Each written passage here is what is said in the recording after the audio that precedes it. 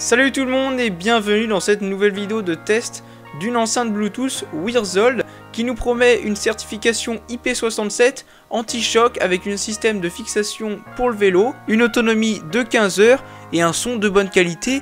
J'ai testé tout ça et on va commencer d'abord par le déballage. Sachez que cette enceinte est disponible sur Amazon en premium, donc c'est une petite information plutôt importante.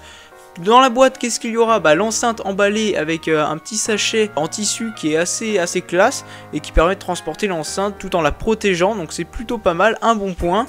Ensuite on a un petit carton, vous allez ouvrir ça avec un système d'accroche sur le guidon de votre vélo. Ensuite un câble micro USB plat, donc c'est plutôt pas mal pour recharger l'enceinte, un câble jack vers jack, toujours plat, donc là aussi c'est plutôt sympa, et un mousqueton. Alors avec tous ces accessoires pour 25 €, on se dit tout ce qu'ils nous proposent, ça a l'air pas terrible du tout. Alors au niveau de l'étanchéité, je suis pas trop d'accord avec le IP67, je dirais plutôt IP65 parce que c'est vrai que 1,50 m sous l'eau, non, mais IP65, c'est-à-dire résistance aux grosses projections d'eau, oui là je pense que elle est ok.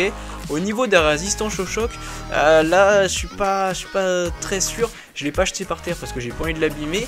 Et vu au niveau de la conception, c'est du plastique qui est pas de très bonne qualité. Et ça a pas l'air vrai, c'est pas un gros bloc quoi.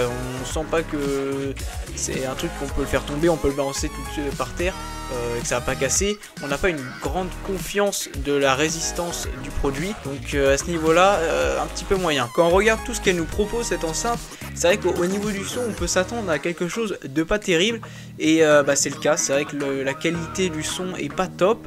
Alors ça monte quand même assez haut au niveau du volume, on a de quoi vraiment de faire.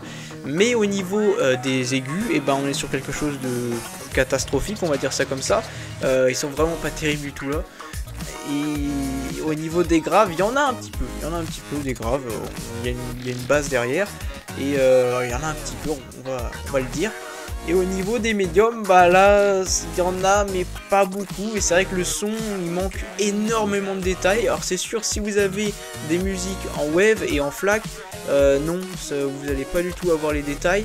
Ça sera plutôt une enceinte pour écouter des musiques en format MP3. Là, ça va être parfait. Alors sachez que ça s'écoute, hein, c'est pas désagréable à l'oreille. Mais pour 25 €, vu tout ce qu'on a à côté, il fallait pas s'attendre à mieux. Donc c'est quand même plutôt pas mal à ce niveau-là. Je vous fais quand même écouter la qualité du son.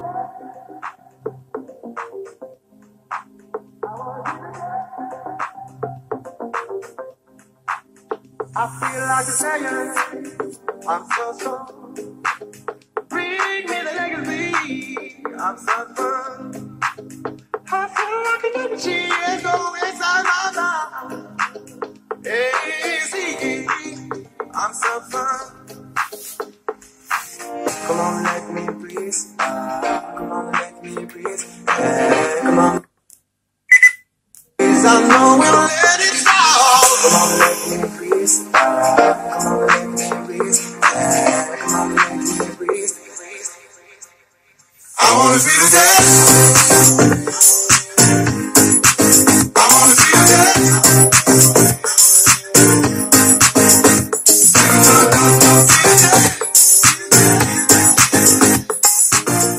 J'ai pas parlé de l'autonomie, mais autant vous dire que c'est vraiment pas mal. On a une batterie de 6000 mAh, on nous annonce 15 heures et effectivement on a vraiment 15 heures. Donc autant vous dire qu'au niveau de l'autonomie, il y a vraiment de quoi faire.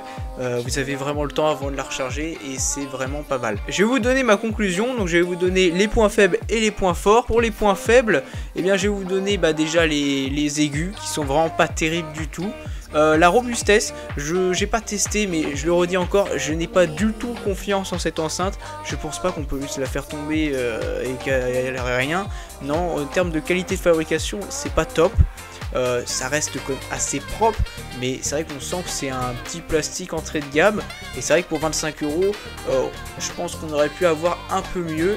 Et après ça, je dirais l'étanchéité IP67, je trouve ça un peu beaucoup.